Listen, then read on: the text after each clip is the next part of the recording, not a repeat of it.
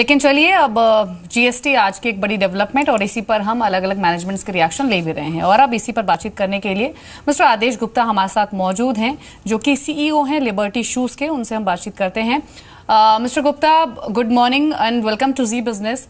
सबसे पहला comment on GST है। आज जीएसटी हकीकत बन सकता है, इसकी संभावना है और सबसे बड़ा सवाल यही है कि ये तो सभी जानते हैं कि इकोनॉमी के लिहाज से, टैक्सेशन के लिहाज से ये एक बड़ी डेवलपमेंट होगी इंडियन इकोनॉमी के लिए, लेकिन मैं सीधे आऊंगी उस सेगमेंट में जिससे आप डील करते हैं। आपके सेक्टर में अभी जो करंट टैक्सेशन है वो कितना है और जीएसटी के आने के बाद क्या असर दिखेगा? धन्यवाद एंड नमस्कार। सबसे पहले मैं कहना चाहूँगा कि जो ये जीएसटी बिल की हम बात कर रहे हैं, ये एक अपने आप में एक बहुत बड़ा ऐतिहासिक कदम होगा और इसमें करीबन 140 देश ऑलरेडी जीएसटी के ऊपर काम कर रहे हैं। तो ये हमारी मानना है कि जीएसटी आना निश्चित है।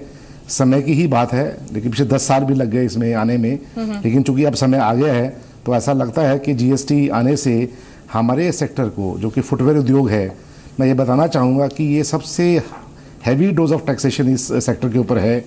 हमने ये अनुमान लगाया है और कैलकुलेशन फाइनेंस मिनिस्ट्री को भी सबमिट की है कि जूते के ऊपर आज 25% टैक्स है। शायद गाड़ी, कपड़ा या और जितनी भी चीज़ें हैं उनमें सबसे हायर टैक्स जो है वो आज जूतों के ऊपर है, क्योंकि जो स्टेट टैक्सेस हैं, वैट जिसको हम कहते हैं, वो 14 से 15% है। और उसके अलावा जो हमारी फुटवेयर उद्योग है जो कि मैन्युफैक्चरिंग करती है, उसके ऊपर 12% जो है एक्साइज ड्यूटी है। उसके अलावा जो अबेटमेंट है सिर्फ 30% है। इसको कुल मिलाकर जब हमने कैलकुलेट किया तो करीबन 25% टैक्स जो है एक कंज्यूमर पे करता है, जबकि ऑर्गेनाइज सेक्टर ये 25% टैक्स तो दे रहा है, लेकिन चूंकि 80 से 90% जो उद्योग है वो अनऑर्गेनाइज सेक्टर में है, जहाँ पर कि टैक्स इवेजन काफ़ी मात्रा में होने की संभावनाएं होती हैं। तो जब वो टैक्स पे नहीं करता है तो there is a not competitive advantage for the organize players. इसका मतलब ये नहीं है कि जो है हम जो अनऑर्गेनाइज प्लेयर है उसको हम बढ़ाना नहीं चाहते हैं, लेकिन एक कॉम्पिटिटिव फील्ड। और एक दूसरी बात ये कि सामान टैक्स हिंदुस्तान में अगर सब प्रदेशों में जनता रह रही है तो सामान इनकम टैक्स पे करती है, तो उनकी आमदनी सबकी बराबर है। लेकिन अगर टैक्स में अलग अलग डिफरेंशियल है तो वो बहुत बड़ा एक जो फैक्टर बन जाता है कि जो ऑर्गेनाइज प्लेयर हैं उनको बिजनेस करने में। तो मैं ये समझता हूँ कि जीएसटी आने से हमारे सेक्टर को विशेष तौर पर बहुत लाभ होने वाला है और इसमें इंटीग्रेशन जो है अनऑर्गेनाइज सेक्टर और ऑर्गेनाइज सेक्टर ही होने वाली है, जिसका फ़ायदा जो है हमें मैन्युफैक्चरिंग में भी होगा, मेक इन इंडिया में भी होगा, और जो हमारे आयात है चाइना से जो बहुत मात्रा में हो रहा है उसमें काफ़ी कमी आएगी। राइट। मिस्टर गुप्ता, आपसे ये भी जानना चाहेंगे क्योंकि काफी आपने बातचीत की अनऑर्गेनाइज सेक्टर की। देखा जाए करंटली अगर शू मार्केट में 35.5% जो मार्केट शेयर है वो अनऑर्गेनाइज सेक्टर के पास है, लेकिन जीएसटी के इम्प्लीमेंटेशन के बाद क्या आपको लगता है कि ये मार्केट शेयर अब ऑर्गेनाइज प्लेयर्स के पास बढ़ता हुआ नजर आएगा? नहीं, मैं ये बताना चाहूँगा कि जो फुटवेयर इंडस्ट्री है या जो जूता उद्योग है, ये जो है हब एंड स्पोक मॉडल पर काम करता है। इसका मतलब ये नहीं है कि जो ऑर्गेनाइज सेक्टर है उसको अनऑर्गेनाइज सेक्टर की ज़रूरत नहीं है, क्योंकि कोई भी बड़ी उद्योग जो है उसके साथ ancillary industries, small scale industries और micro and small medium industry वो सारी जुड़ जाती है। तो मैं ये समझता हूँ कि जो टैक्सेशन आने से, एक यूनिफॉर्म टैक्स आने से कंज्यूमर को लाभ होगा और कंज्यूमर को जो चीज़ें हैं वो सस्ते दाम पर मिलेंगी और उसमें जो कमियां हैं, त्रुटियां हैं जो टैक्सेशन में हैं या जो इवेजन है जिसकी वजह से आज कोई भी सेक्टर जो है ग्रो नहीं कर रहा है। हिंदुस्तान में फुटवेयर सेक्टर में आज करीबन 20 से 25 करोड़ जूते इंपोर्ट हो रहे हैं। ये कोई टेक्नोलॉजी नहीं है, कोई एटॉमिक बॉम्ब नहीं है या कोई मिसाइल नहीं है कि जो हम बना नहीं सकते हैं।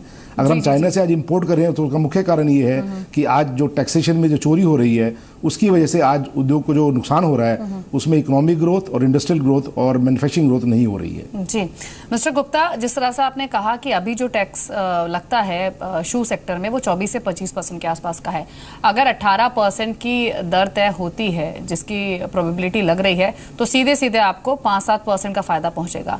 तो इस फायदे को देखते हुए मैं सीधे लिबर्टी शू से रिलेट करते हुए ये चीज जानना चाहती हूँ कि पॉसिबल बेनिफिट्स मार्जिन फ्रंट पर आपको क्या दिखेंगे जीएसटी के इम्प्लीमेंटेशन के बाद, और दूसरा एक सेंस अगर आप हमें दे पाएं कि इसे अडेप्ट, अगर जीएसटी सपोज कीजिए जब इंप्लीमेंट करना हो अगर 1 अप्रैल 2017 से, तो इसे अडेप्ट करने के लिए जो क्या पूरी तरह से कंपनी तैयार है या इसके लिए भी कुछ एक तैयारियां कंपनी को करनी होंगी?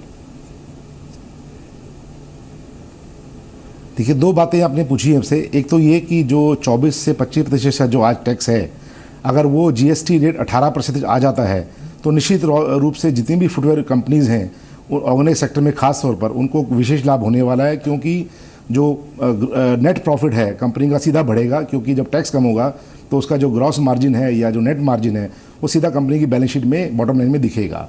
तो मैं समझता हूँ कि आने वाले समय में 17-18 में जब ये जीएसटी के आने की उम्मीद है तो मैं समझता हूँ उस फाइनेंशियल ईयर से सभी कंपनीज की जो ग्रोथ है वो बढ़ेगी, उनकी टॉप लाइन बढ़ेगी और बॉटम लाइन में भी काफ़ी इजाफा होगा। अब दूसरी बात ये कि जो हमने बात कही कि जो जीएसटी है वो हमारी कंपनी क्या कर रही है, मैं आपको बताना चाहूँगा कि लिबर्टी शूज़ सबसे पहली कंपनी थी फुटवेयर उद्योग में पूरे एशिया में जिसने कि एसएपी सन 2000 में लगाया था। तो हमारी कंपनी आज हाईएस्ट लेवल पर जो अपग्रेड है उस पर काम कर रही है और जैसे ही जीएसटी आएगा हमारी कंपनी पूरी तरह तैयार है, क्योंकि जीएसटी को इम्प्लीमेंट करने में भी आईटी की जो एक बहुत बड़ी भूमिका है वो बहुत ज़रूरी है। शायद लिबर्टी एक ऐसी कंपनी है जिसके पास पूरी आईटी की टेक्नोलॉजी, आईटी का पूरा एक्सीलेंस हमने पूरा लिया है और पूरी जीएसटी को रोल आउट करने में कंपनी को किसी तरह भी कोई दिक्कत नहीं होगी।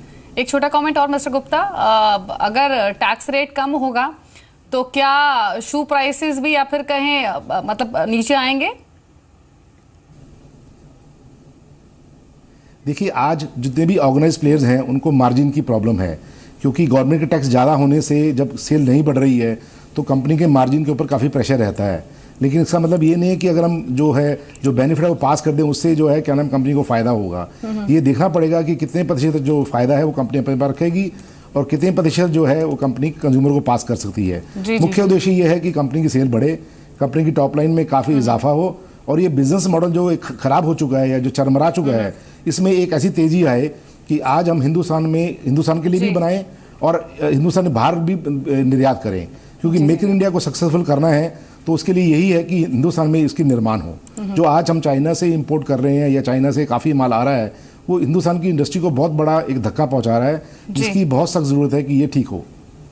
जी चलिए, शुक्रिया मिस्टर गुप्ता आपका बातचीत करने के लिए जी बिजनेस से और अपने कमेंट शेयर करने के लिए। तो डेफिनेटली फायदा पहुंचेगा लिबर्टी शूज़ को और पूरे ही शू सेक्टर को पोस्ट जीएसटी इंप्लीमेंटेशन, क्योंकि टैक्स रेट में यहाँ पर काफ़ी कमी आएगी। जहाँ पर अभी जो करंट टैक्स रेट है वो 24 से 25% के आसपास का है।